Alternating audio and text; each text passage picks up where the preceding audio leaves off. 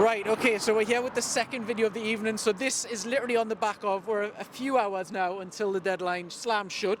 So a lot of this is going to determine on maybe what we're missing out by missing out the last few hours before the video. But we're going to try to predict how the Premier League table is going to look. So obviously, we could have done this at the start of the season before a ball was kicked, but for me, it's unfair. It seems a bit daft because so much with transfers can change. Harry Kane, Salah, all this different stuff makes a massive impact. I know, well, I was going to say 200 million is the bid for Salah supposedly as of this evening, which is crazy. So yeah. What would you have done? Because I would take the hands off because I would say I know he's pivotal. I know Liverpool fans love him and he's Harry Kane-esque to them, but maybe it's too many years under Mike Ashley. I think he's over 30. You're never going to see that money. You're going to get 3 superstar players in for that. Fair enough, you might not be able to get them all in before the window. Well, I think you've nailed it on the head there. I think Liverpool had a season without Champions League. They're now desperate for the top 4. Yes, that is a lot of money. If they let Salah go, I think the dreams of trying to get Champions League, that's another season away again. So that's 2 seasons out of the Champions League again. Now they've got to go and recruit. They could try and do it in January, but everybody knows they've got 200 million, so it's going to be tough. So you do it in the summer. Did those transfers work? Hang on, they didn't quite work, so now that's 3 years without Champions League.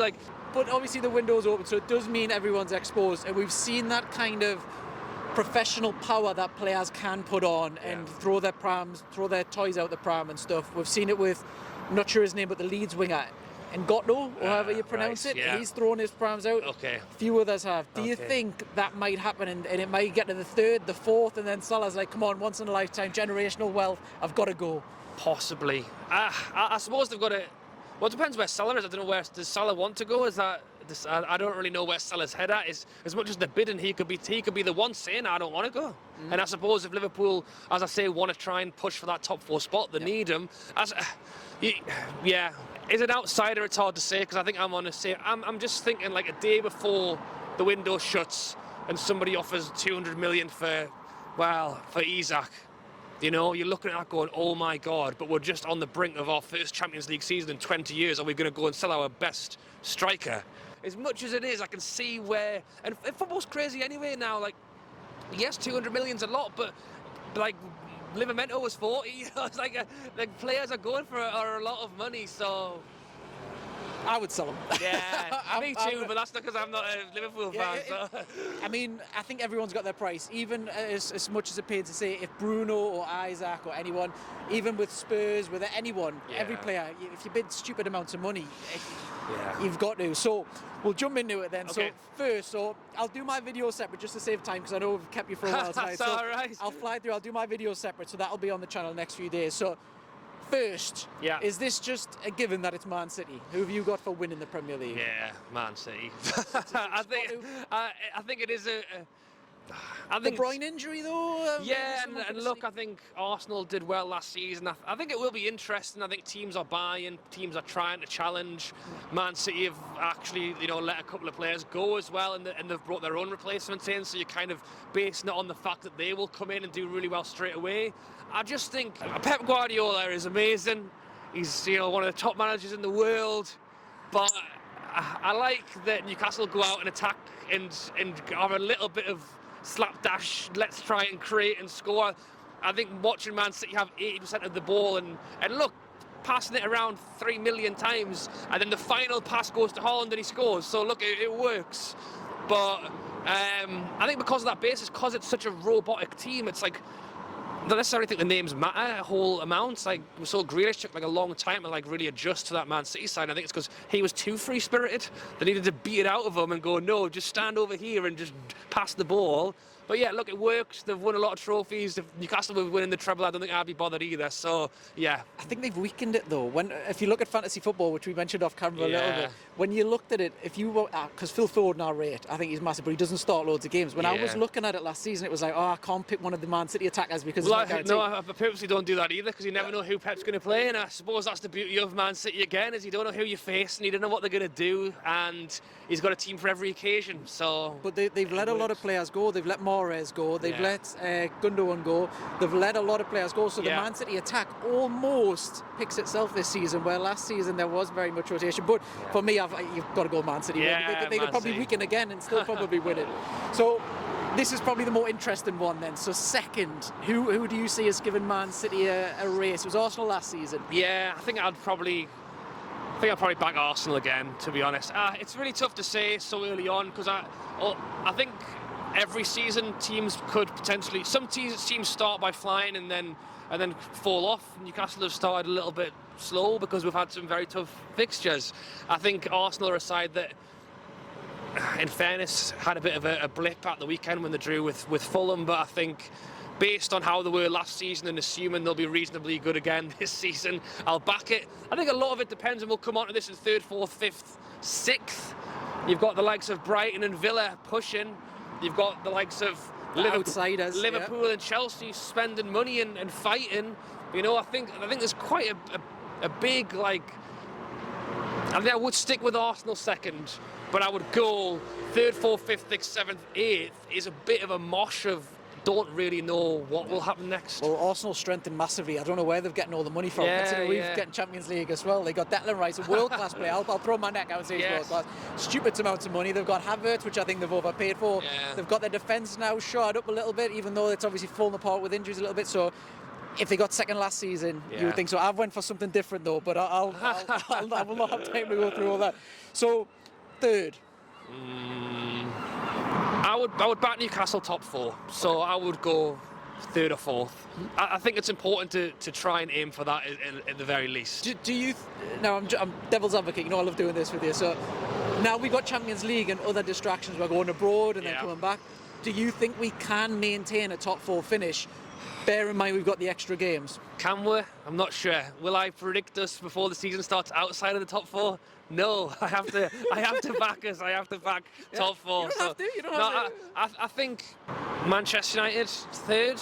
It's hard to tell They've because had a bad start. By their standards, not looked amazing. And I know Chelsea is getting stick because they've just spent £1 billion, but I think they have a lot of players, and if they can get it working, could be like a really good side. And to stand here like 3 weekends in and not say they could be very good. I think Liverpool have, came back and beat us. Like they look all right as well. So there's some teams in there. Chelsea without Champions League as well. We've got bigger fish to fry. Yeah. So Chelsea. So we've got Newcastle. We've got Man City. Then we've got Arsenal. First. Then did you say Man U third? Yeah. Yeah, and then Chelsea. No, we're top four. I was going to go top four, Newcastle 4, and then fifth Chelsea. Yeah. Yep. Okay, and then last of the top 6 then. It just feels like you should just say Liverpool now, to be honest. But saying that, it's where are Brighton and Villa going to go? I mean, we beat Villa. Everyone's backing how good Villa are going to be this season. Then we beat them 5-1 at the start of the season. Everyone's backing how good Brighton are going to be, and they lost to West Ham the other day. We'll find out when we play them tomorrow. I think I just back Liverpool. I think is probably the shout that most will have. Yeah. Okay, so what we'll do then is rather than go in depth with all the rest of them, we'll rattle through some of the rest. So who's best of the rest? 7th then. Villa. Been impressed with them? I mean, I think the thing is, I kind of feel like we're already at the mid-table, to be honest, and I feel like Villa and Brighton are within a shout of higher than that, so that's why it's so, hopefully, a very competitive season. I think the pair that you just mentioned, Villa and Brighton, to me, I think they're two of the teams that you can expect results where it's 4-0, 5-0, 3-0, high score. They just seem like they have the potential to be able to blow away teams, which as a neutral I would much rather watch one of their games than someone who tries to get the cheeky 1-0 or something like that. Exciting. No, they are. No, I'd rather watch Villa than Man City, to be honest. At least with them lot they're going to give it a good bash, and if they 1-0 up they'll keep trying to score. So I definitely agree.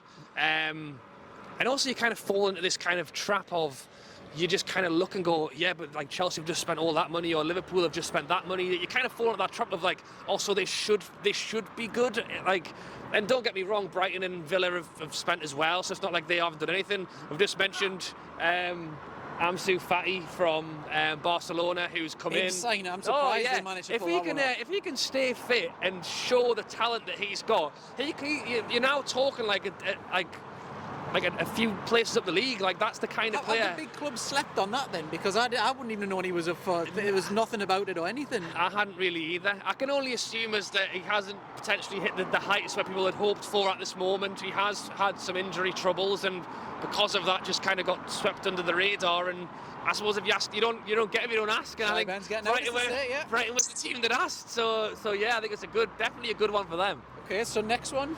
Not mentioned Spurs yet. You know, you're expecting big things from Spurs. Big changeover. Sorry, Spurs fans. I've really had.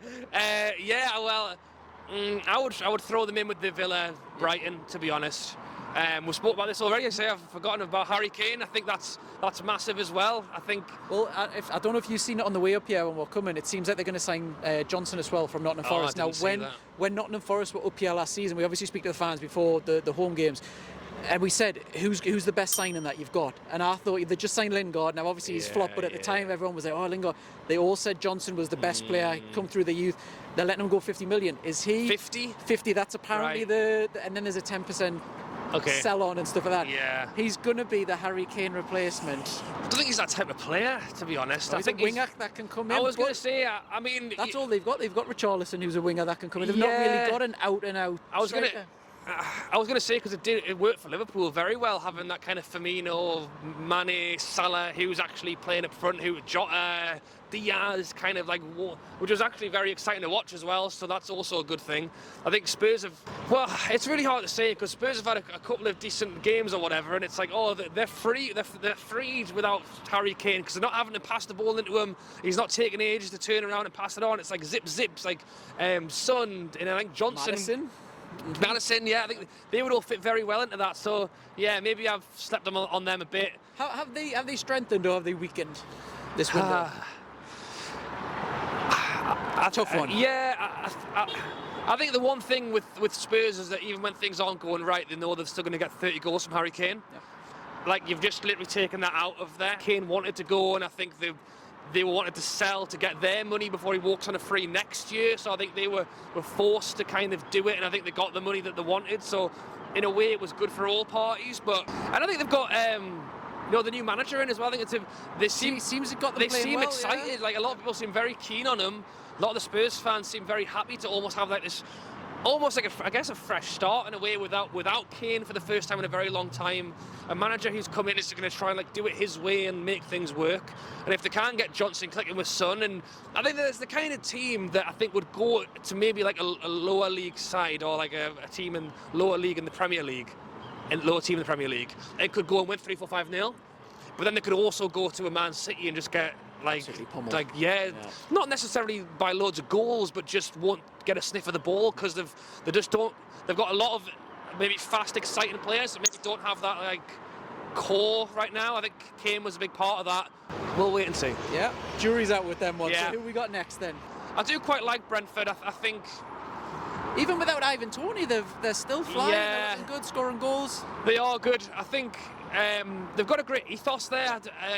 They talk a lot about work rate, like the team togetherness, I think, from top to bottom, and I think it does translate onto the pitch. I think that's one thing that can be said, not like a smaller club, but like it's a smaller size stadium. I think it's probably a lot more intimate in there with like the fans, and I think they don't kind of necessarily have that kind of global commercial feel, which I mean is a good thing to have because that's how you sell the shirts, that's how you buy the players. But then the other side of it is that you can feel like it's it's a little bit more yours maybe, which is what I want to make sure we keep at St James's Park as well. That as it gets bigger and badder and we've got more like tourists and stuff, you want to make sure it's still like our club. Well, they've got the fear factor because I think that everyone knows they've got a surprise result in them, and they can beat Man U, they can beat this. So playing them is a bit of a No, I would definitely back Brentford to give it a go. I think, I don't know, would I put them in the 6th, 7th, 8th with Brighton, Villa and Spurs? Maybe not, but I think they're not too far of a stretch behind, and with Ivan Toney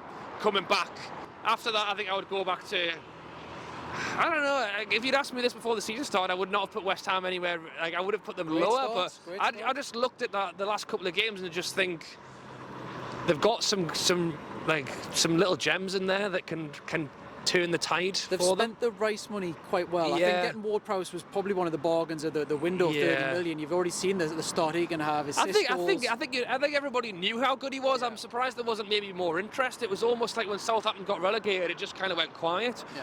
I think because of the way Southampton played and they never had any of the ball, he was kind of seen as, oh yeah, he'll score the free kicks, but that's all he can do. But I mean, that's all you can do when you've only got 10% of the football. Like, imagine what you could do if you had, 50 or 60%. All of a sudden, you could actually pass the ball around as well. So Well, one of the things with West Ham I was surprised about is they kept a hold of Paqueta.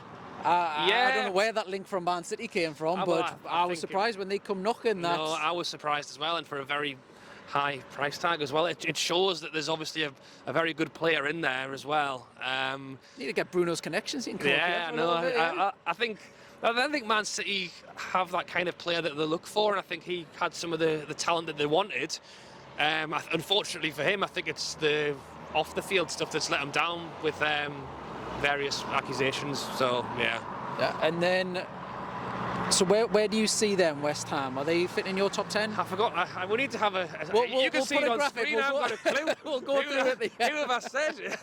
Yeah. So we'll go. Well, I'll tell you what we'll do. We'll go bottom 5 then. So who misses out on the bottom 3? So if we said fifth away from bottom, where are we going for that? I think. I don't know where we are anymore, but I think. We'll put the graphic up. Don't worry. I think Palace will always be in and around that Premier League. I think they're safe. Do I think they'll get top 10? Probably not. If they got 9th or 10th, do I think that's a good season for them? Especially, as I say, like with that kind of, everyone says like top 4, top 6 or whatever. It's like a top 8 or 9 with some of these Villas and Brightons. And I think if Palace were able to scratch into that, they were having a cracking season. I think Fulham. I like Fulham. I thought they had Mitrovic. Yeah, I think that's No goals from him now this season. I know. I think that will potentially hurt them, but I think they've got a good core of players. I think because that's the thing. The difference with Brentford and maybe a Palace or a Fulham is an Ivan Toney. I think they're all very good sides. It's like who's got the winner. I think it's the same with Palace. Palace now without Zaha. So that's again another player who's like 12, 15 goals a season is suddenly wiped out. So it will be interesting to see how those teams cope. I think keeping the guy that Chelsea wanted late in the window from Palace, I forgot his name.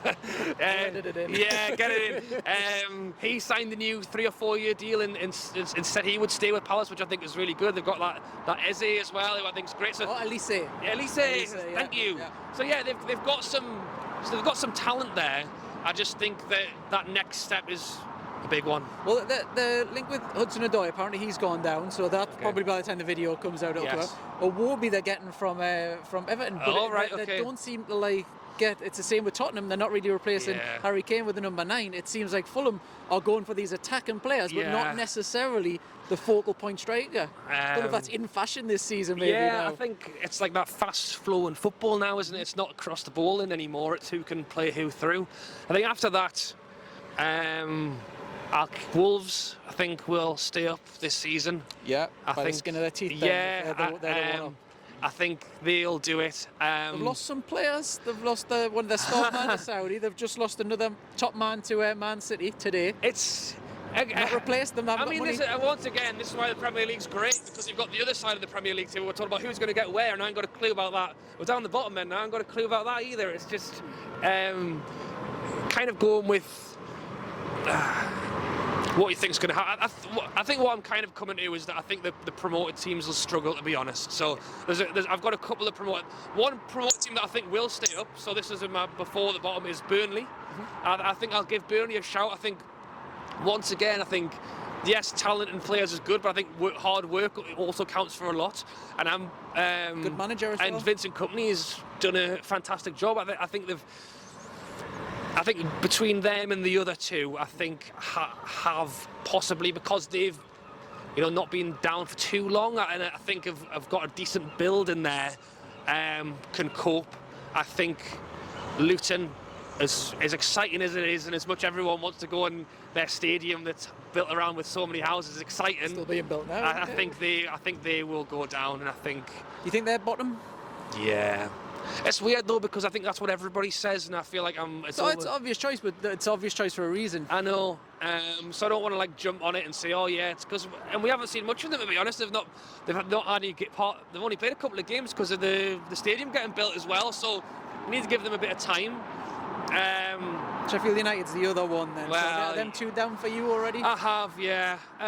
Look, I think last time Sheffield United came up, they shocked the world. They did a really good job. They were flying up for like top 7, 8 spot and all sorts, and that was great, refreshing to see a team come in and just go for it like that. I think this time round it'll be a tougher task. I mean, I'm spoiling my own video because I have said Luton and Sheffield, they're the obvious ones, but for me it's that other one, that third spot, and I've put it between two different clubs. Right, so I did do my relegated sides of the day, and I got booed by the other lads because I didn't put Everton.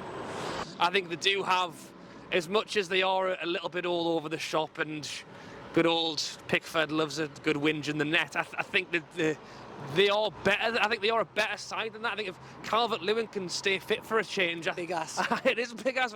I think if they can stay fit and play games, I think they have a good team. They just need to get everybody doing it, and I think Dicey isn't a bad shout to do it, to be honest. So yeah, I mean, one of my good friends is an Evertonian, so I do manage to watch a lot of their games. Yeah. The Dominic injury, if that happens and it's out for a long time, that's a big, because they've just signed a new lad, a lot of weight on his shoulders, if so. But their defence is very much Championship. They've got Michael Keane, Godfrey, Mikalenko, Ashley Young. But if anyone can teach them how to defend it, it's Sean Dyche, is it not? So I feel like work cut out for he does. But I'm not putting them top 10 or whatever. I mean, look, it's mental. Really, a few seasons ago, they were a team that were trying to like push into invest in European and spend a lot of money, and now I'm telling them that you'll be happy not to get relegated, which is a very big change. But I'll battle them. Yeah, well, I must admit, with Everton, that's the one thing that I'm glad I'm doing my video after the transfer window, because they seem like one of the most active teams this window. So many going out. It seems like, off the top of my head, Iwobi was going out, Maupay was out on loan. There's other players as well. They're trying to get players in. It's almost a season-defining day today for Everton, because that amount of transfers is going to be pivotal to staying up or not. And I think you look at Everton, to be honest, as how not to do with transfers, to be honest. I think that's one of the biggest problems with like Maupay and stuff, and then somebody's in and now they're out again. They've been here 3 minutes, they never played a game, and I think they again, not to say that like a manager controls everything. I think you look at what Newcastle are doing. Eddie Howe's the manager, Dan Ashworth is the transfer man, Darren Eales is this, someone else is that. I think Everton have probably got other people, but I think what Sean Dyche did was take an entire Burnley club and run a lot of it himself. Maybe they could do with saying, let him control more of that and try and allow him. It probably sounds like a bit of an insult to Everton fans after having such a success, and now I'm saying, listen to the Burnley manager, no offence to Burnley or whatever, but listen to what this guy has to say. But I think they'd be worse men to be in charge of that team. Yeah, I think so. I think he's got a footballing brain and definitely in capable hands there. So we'll flash up the top 20 that you've done for this video. Well, I still haven't said my third team going down. Third team going down, yeah? I went for Bournemouth. Okay. I haven't got them in my bottom three. I know, and I don't know, I partly think that's potentially harsh as well, because I do actually like Bournemouth. I think, once again, they were a side, under Eddie Howe a good few years ago, were really pushing it as well. I think it's a real flip of a coin. I think I would love actually to watch this back and to see a team like Luton totally trash what I've said and have actually smashed it and are pushing for the top 10 or whatever. And if Bournemouth are up and Wolves are down, it wouldn't surprise me, but I did this the other day after a few pints, and those are the bottom 3 I went for, so I'll stick to it. Well, I must admit, when I pick in the bottom 3 and who I'd like to go down and stay up or whatever, I like to see clubs that give it a go. So like when Fulham came up initially and they spent that 100 million or whatever, which it was, you want to see them give it a go. When you see like Everton and Wolves and stuff, and they're not really spending anything, maybe you're right. Yeah, no. So I've got my favourites that you kind of think deserve to go down a little bit, but I'll do my video. I'll post that in the next couple of days. Roobenstein, thank you very much again. It's good to see you, Chris. Again, if you want to go watch his videos, thank you. Roobenstein on YouTube, same on Instagram, Twitter, and I do have a Facebook as well. So Roobenstein, go and check it out. Yeah, but we'll do a season at the end, see how many we got right. We'll do a review. No, it won't. I'll fetch my results as We'll well. 'Cause I definitely don't do think that in the pub. I think I don't think I can handle it, but yeah, sounds good, Chris. that'll be perfect. Right, Cheers, thank you mate. very much. I Yeah, good to appreciate it.